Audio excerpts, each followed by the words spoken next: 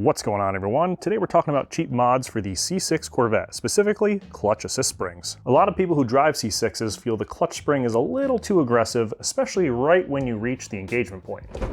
So a very common mod is to swap in this, an assist spring from the C5 generation. It's a bit smaller and should offer a more linear feel. So let me show you what we're talking about down here. So you can see the black coiled assist spring right up here at the top of the clutch pedal. What that does in theory is makes it easier for you to hold the clutch down and then for it to come back up. It also holds the clutch pedal at the top of the travel point, so if you're using cruise control, it's not going to bounce down and around, causing the cruise control to disengage. Now the problem with the assist spring on the C6 is, while yes, it's easy to push the clutch pedal down, when you're coming back up, as soon as you hit the engagement point, it wants to push against your foot a lot harder than the rest of the travel. While this isn't a huge issue while you're moving, changing gears from first to second to third, it can be a little tricky when you're starting from a stop. So let's say you're trying to make that smooth transition from a stop to moving.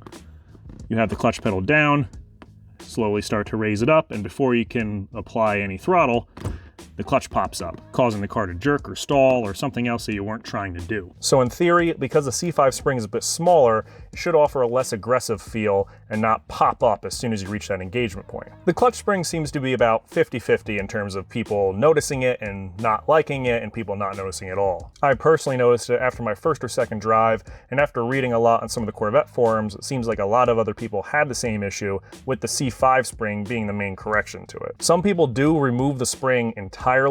That's not something that you really want to do because, like I mentioned before, the spring actually holds the pedal all the way up as to not disengage cruise control if you're driving down the highway and you hit bumps. The other fix for people is a simple coil spring that mounts behind the clutch pedal, connects to it, and it's just a long spring that would allow for a even more linear feel. However, that just requires a little bit more modification as opposed to the C5 spring, which just slaps right in, and I didn't really want to do that just yet. The C5 spring should get me most of the way there, and it's a pretty cheap and simple fix. I bought mine on Amazon for about 15, 16 bucks, and I'll link it down below in the description. Stay tuned, because in the next video, I'm going to show you how to install the spring. Hope you enjoyed this video. Feel free to like, comment, subscribe, just do all the things, and I'll see you in the next one.